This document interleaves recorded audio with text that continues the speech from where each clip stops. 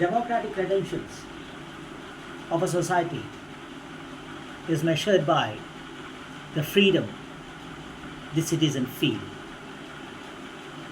the freedom the citizen could practice. It's about the rights of the individual.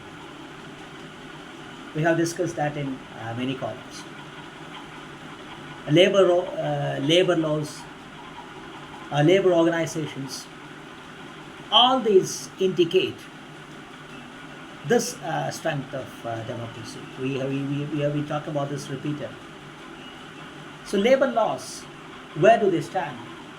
How do they stand?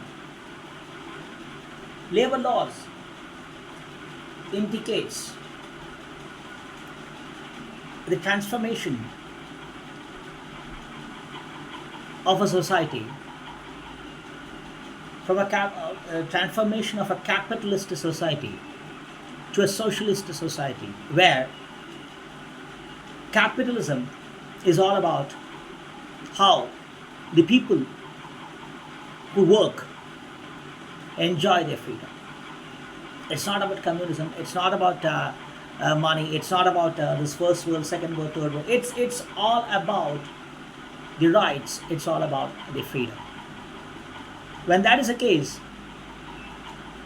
you can say the communist countries, they rank.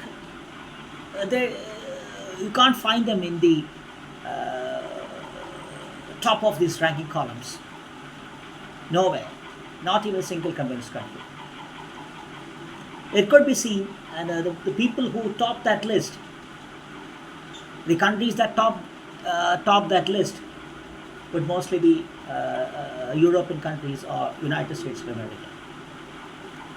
But that doesn't mean that they are superior. But that just indicate that the rights of each and every individual, when that the rights that each individual enjoy, each individual possess, is of paramount significance. The recent talks going around in Europe, something that even European Union very closely discuss, is about 4 working days a week.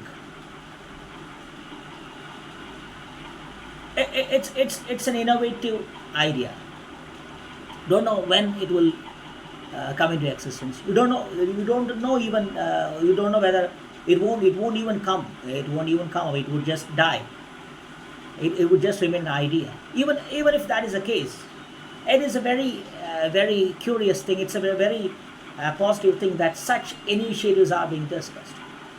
It's about an intent to approach job scenario in a more creative, more productive, more organized way, where it's not about the amount of time you spend. It's not about the amount of days you spend. It's about the amount of creative time, creative energy that you're willing to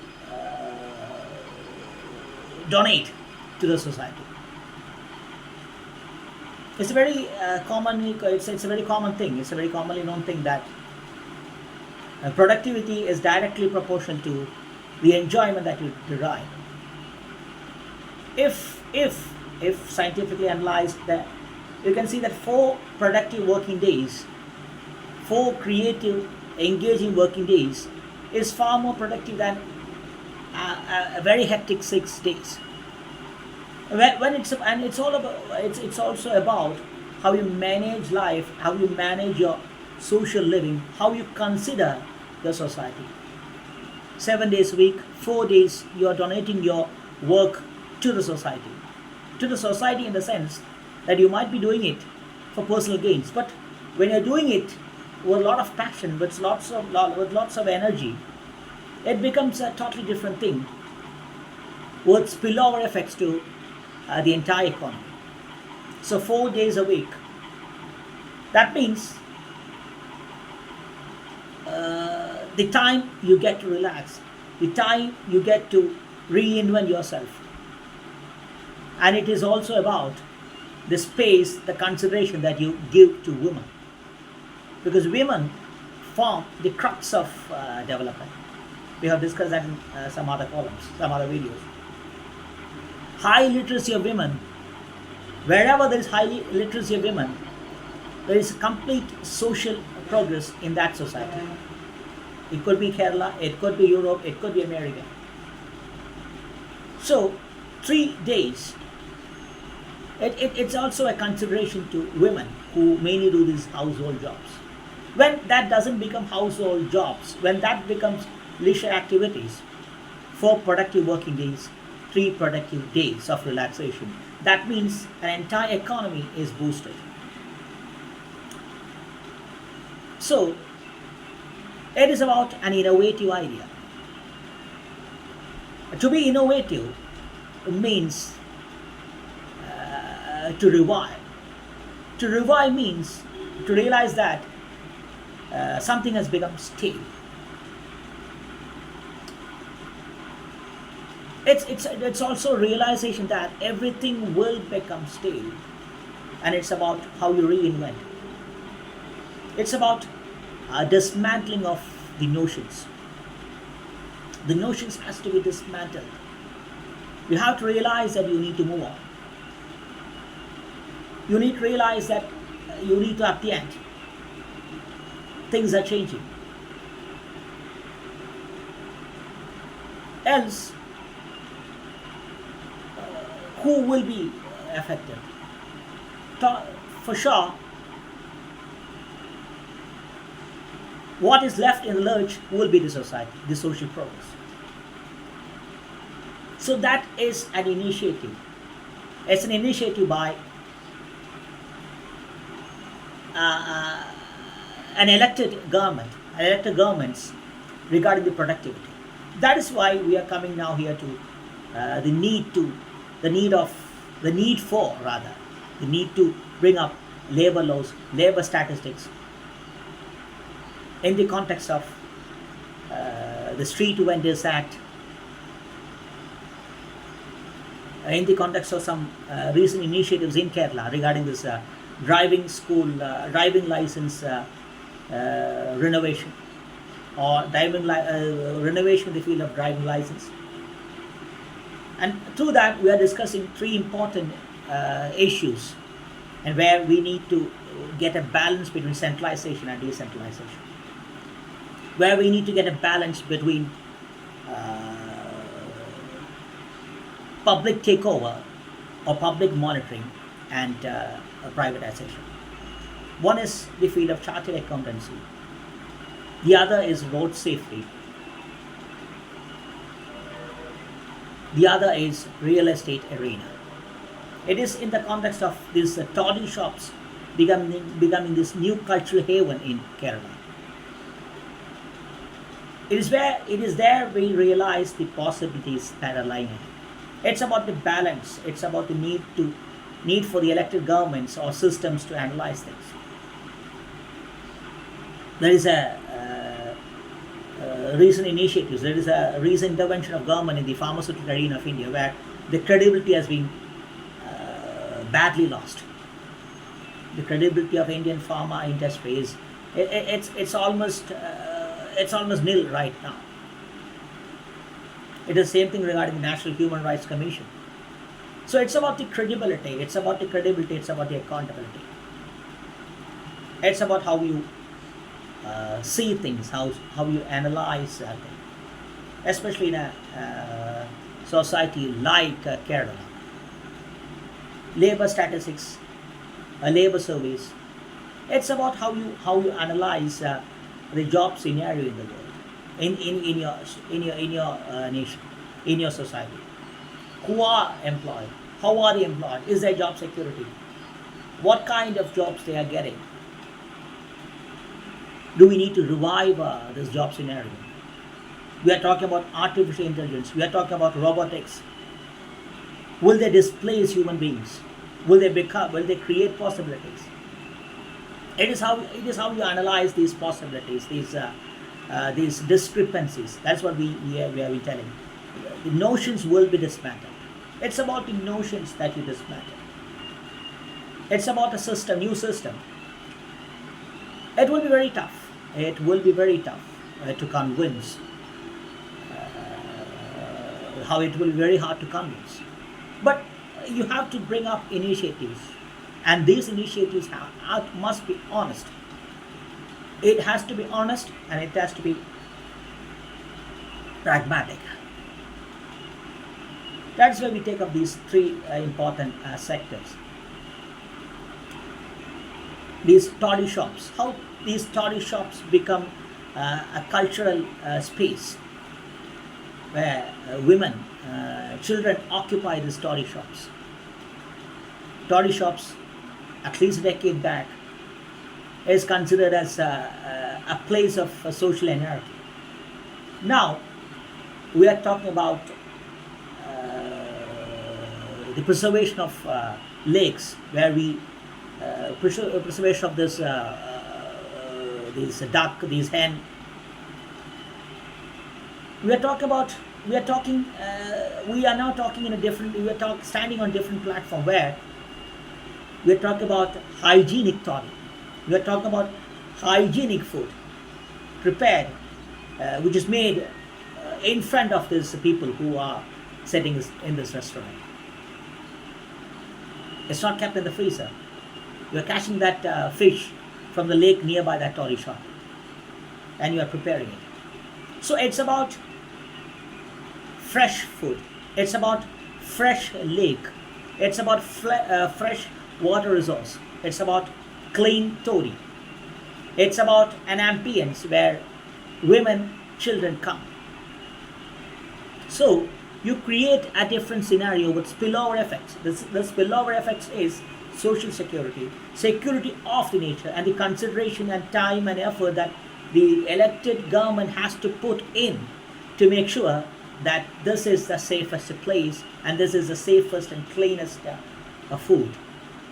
So you have to preserve, you have to protect the water resource near you. You have to preserve these hen, these cattle, all these things. And then you create a different employment scenario. You create a different social scenario where there is nothing that is taboo. It's all about possibilities, and it is these possibilities that we need to analyze. That's what we are talking about at Shantiniketan. It was an utopian, a lunatic idea. It would, but Shantiniketan, it's actually impractical even then. But when you analyze that, there's not even a single university or college from India that ranks among the first 100. So you think about Ashantiniketan, then you see Ashantiniketan where central and state governments trying to interfere, trying to create political appointments. What that indicates? There is a relevance. It's not irrelevant, it's not insignificant. It's about how you mold it, how you analyze the possibilities. Like this toddy shops. It's a new food culture. It's a new hygienic food culture where you are going along with nature. You are not separated from nature. That is where you analyze possibilities. When artificial intelligence comes, how will that displace job? When you use an electronic gadget or a big electronic gadget that will do the work of 20%, you're thinking that 20 jobs lost.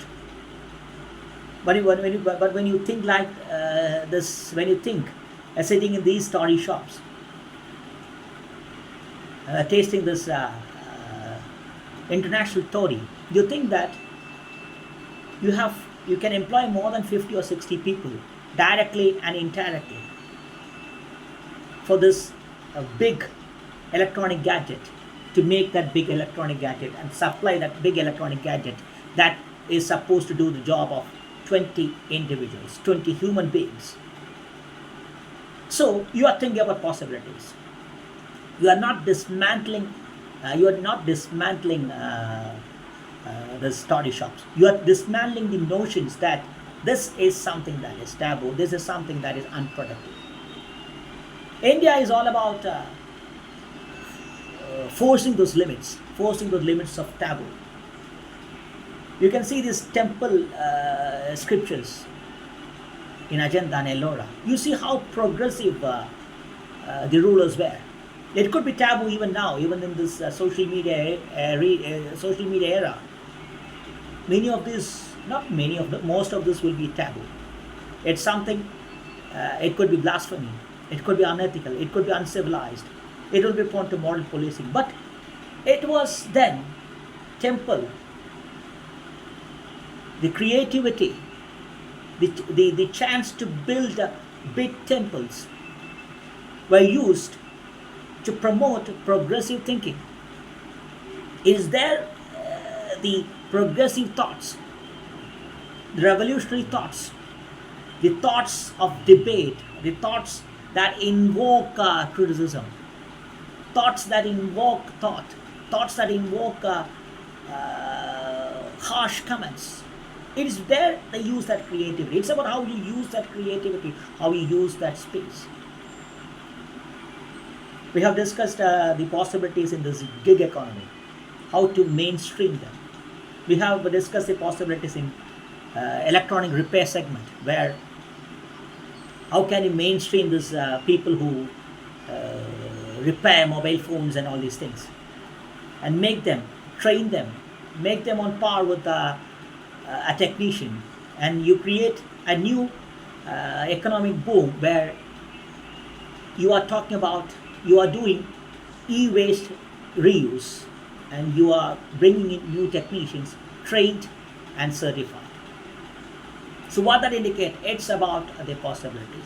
It is on this premise of possibilities that we are going to discuss some other very important issues. These issues are important because they will be on par with these same scriptures, in the same inscriptions and descriptions, or the kind of paintings in this Ajantas and Elloras. They will create controversies. They will invite conservative thoughts. And just like this Shanti Niketan, you will be tagged lunatic, you will be tagged and talking. But these are possibilities, provided you analyze what is happening in these story shops. That is where we are talking about this road safety, and this issue of driving license innovations. It has to be analyzed on the grounds of people who, it must analyze the people who lose job, people who become anxious, people who become insecure. They all have to be consulted. Their views have to be taken into consideration. It could be driving school owners. It could be people who want to take license, get license, and you have to get their views and make them realize that you are thinking global, and you are making sure that what you get in your state is enough for you to do whatever you want in whichever part of the globe. This driving license is enough to drive in Spain, drive in Saudi Arabia. So that's a big difference. It's a very bold initiative, but provided how honest they are. What is the scenario of roads in the state? Pathetic is a less impactful word. It is much beyond that. Without decent roads, you cannot talk about this international driving innovations. It would sound foolish. So that is why we are talking about the government interventions, just like national highways. How can a state government completely take over the construction of even these panchayat roads? It's a very delicate issue, especially land acquisition is a big issue in Canada. So you are going to trigger a new debate where you are analyzing what are the possibilities ahead. For the new driving license to prosper, if you want to convince people that it's something very novel initiative, you must make people realize how pragmatic and how sincere you are. You are taking direct initiatives, immediate initiatives to make sure that roads are on par with international roads. When roads are on par with international roads, you find best vehicles. It could be the best public transport system. When it is best public transport system, people think less about owning a car or taking a car. So what that indicate? Good roads, good public transport or private public transport system. You see less crowded roads and you see less polluted cities. It is a very same spillover effect that we have seen in the story shops. It's a spillover effect of it's a spillover effect where we make sure that we are moving along with nature or through nature. We are not harming nature. And then you are thinking about e-vehicles, e-vehicle storage, e-vehicle charging units. How can you how can you create this e-vehicle batteries domestically? Then this kind of spillover effects, it has big spillover effects, considering all the aspects. Because even if it is a case of solar energy, the kind of even if it is it emits less greenhouse gas, the kind of water usage that this has is a big issue. So that's also a dilemma. Green initiatives takes time to become a full-fledged affair. Full-fledged affair. So you have to consider all the aspects. And when you consider all the aspects, and when you consider the first, when even in all these considerations, you consider nature as the first thing. The cause effects is measured on the basis of how nature will be affected. Then you bring up new possibilities, and this new possibilities, as we told before, will be this kind of spillover effects. With a spillover effect, embracing the entire society. It's about, that is where we are talking about this decentralization, centralization, privatization. How can a government directly enter? Is there any limitations? Is it an emergency service? It's a kind of necessary service where government has to enter. What is the case with police? The Kerala police system. The Kerala police, one of the best in the world. Indian Army, Indian Armed Force, one of the best in the world. Why? Because of the transparency. You can see the controversies. There are exceptions. But it is about the credibility. It's about the direct government influence. It's direct government intervention to make sure that it is credible, it is transparent. It might sound, as we told before, it might sound a bit utopian, but it is a practical possibility in this new era of artificial intelligence, job loss, and job redistribution. It's about how you redistribute jobs, how you analyze jobs.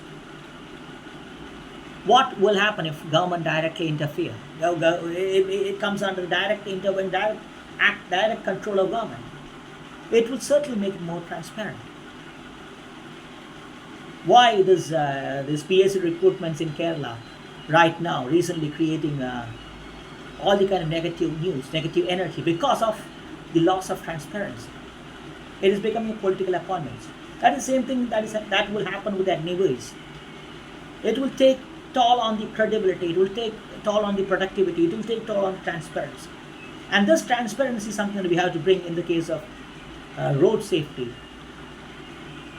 And when that happens in the case of road safety, it becomes a different scenario. It has to be analyzed by the experts.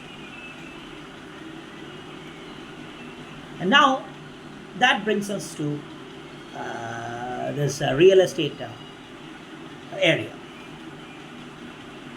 This is another area where we need to have complete government control, where we need to make sure there's nothing that happens in the private sector. Entire scenario is controlled by elected government. Elected government, in a sense, it is direct. It is a direct matter of the central government. Central government, because this is all about land redistribution, scientific land distribution, and green land distribution. Else, what will happen? You can see the ghost cities in China. The ghost cities where the real estate boom has completely destroyed a global economic scenario. This has some contagious effect since the size of this Chinese economy. It was a real estate bubble broken, and then the green, this green effect. It could be a Joshimath, it could be an Attapadi in Kerala, it could be the mountaineering initiatives that is taking toll on Himalayas. So it's about land distribution, it's about land use, it's about the use of public places, it's about the use of natural resources, natural assets, something that government has to directly interfere, directly monitor. Because real estate is something that is considered as a forbidden zone for people. It's a last place an honest person can enter. It is that kind of notion is now created because of the lack of transparency, because of the mysterious existence, a mysterious existence where money is getting accumulated, and when that accumulated money burns, it spreads, creating a global economic crisis. This could be the lesser version of it is happening even in Kerala, despite being a politically less impactful state in India, despite being a consumer state with hardly any big industries or these mines or anything. Still, there is a kind of real estate bubble or boom where you see at least 60% of the flats in apartments remain empty. So there is this kind of ghost cities coming up. It's a transparent scenario, and this transparent scenario has more impact on nature than on the economy. The floods, the Joshimaths, it's a result of this real estate boom, where the elected governments tweak forest conservation laws for the welfare of the billionaires. It is happening in India. This Narendra Modi government is no exception. That is happening even in Kerala.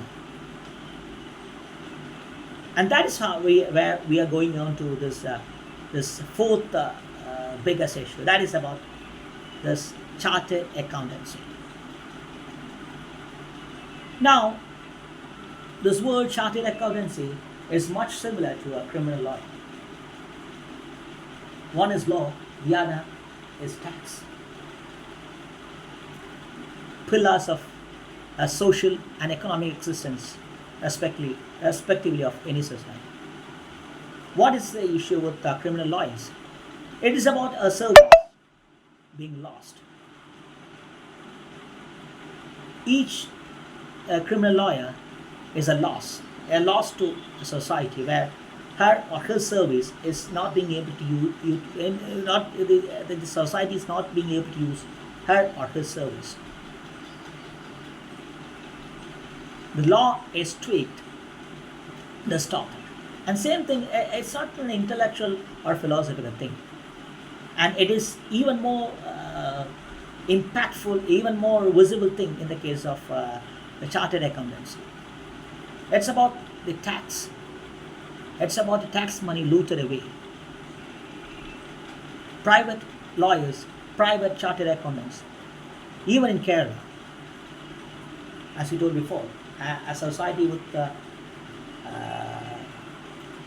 relatively less impact on the electoral outcomes of a big country like India. Still, you see a big nexus, and this nexus is between politicians and real estate dons and this chartered accountants.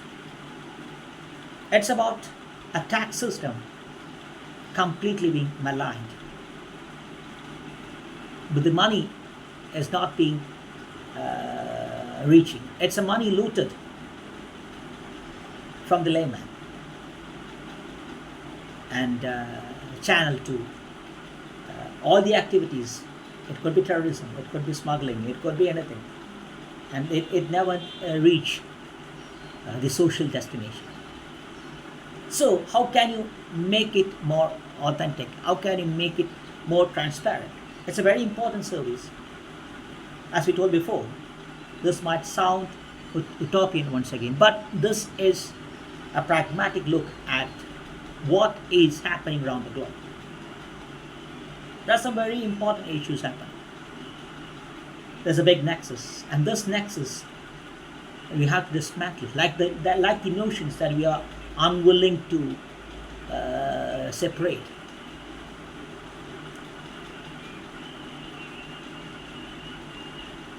Credibility and accountability is inextricably interwoven. You cannot separate it. Law and tax. One is a social existence, one is a social asset, the other is an economic asset. When both contaminated, it will take toll on the society. That is what's happening even in Kerala. There need to be a complete takeover of this chartered accountancy sector where you see even the expert doesn't know what is happening in GST. Nobody has any idea about what is exactly is with GST. So when that is the kind of things happening, you are losing service. You are losing legal service. You are losing tax service, the best brains, and you have to make it more accountable. That is where the issue starts or issue ends. We have missed some important topics.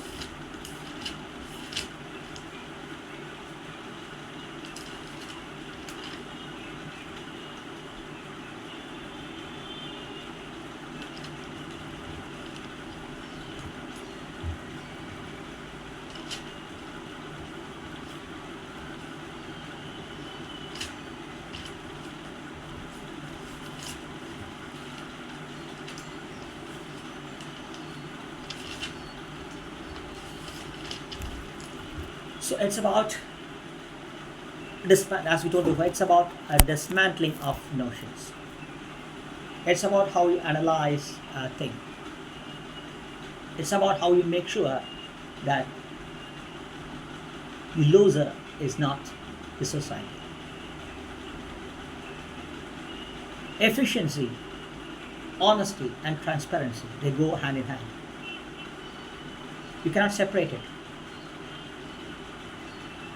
It's the most liberal thing.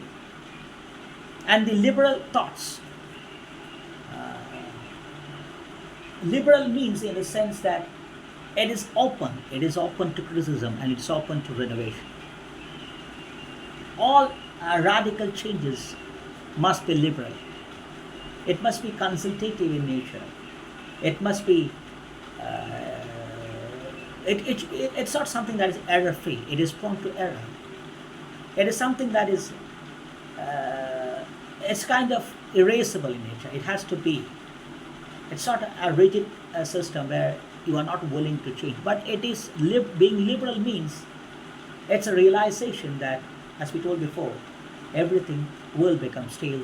Everything will become unproductive, and it's time to liberate us from the notions that we won't change. It's about that liberal thought. It's about that liberal realization that we are going to fly. We are going to move along. We are going to move. It's about the notions that can be changed. It's about the notions that must be changed. Let's liberal thoughts fly high. Let's embrace change. Nothing stays static. The status quo, it's all about, as we told before, it's all about dismantling. There is nothing called a status quo. It will change, it has to change, and we need to move on. And the liberal thought is the realization that to move on, we need a mind to accept that we won't accept rigidity. It's about being flexible. Being flexible, being liberal is all about a willingness to change, to adapt, to realize that in the new global scenario, when there is conflict between man and wild, man and machine, we must think about job redistribution, job recreation, and how we can tackle job loss with a new job structure, a new labor structure, with statistics, with stats that are stubborn but flexible. That's why we are constantly mentioning Europe in this sense. Europe is taking out the streets. It's about, they are always known for all the wrong reasons, for the kind of capitalist fervor, the greed with which they attack other civilizations, and how that has created anarchy, religious extremism. But still, the citizen, they are willing to accept that they are imperfect. Their leaders, their ideologies are not pure and error free. That is why they're taking out. They are raiding the roads. They are protesting. They are coming out in the open. It could be about that, as we have discussed in another column, another video. It could be the awareness of the Dutch citizen about the hazards created by F1 racing, despite the F1 champion is from their homeland. It could be about people taking the it could be people owning the streets, protesting against the government in Italy or Greece. It's about people who are willing to embrace change. That's something that the issue that is Kerala has to address. We have seen that in the case of Manaviyam, the nightlife. The kind of unwillingness, the reluctance of a society to embrace that change, to understand that nightlife is a bright life. So there is a kind of what you say, a period where we need to take time to understand. It will be in gestation for some more time, surely, because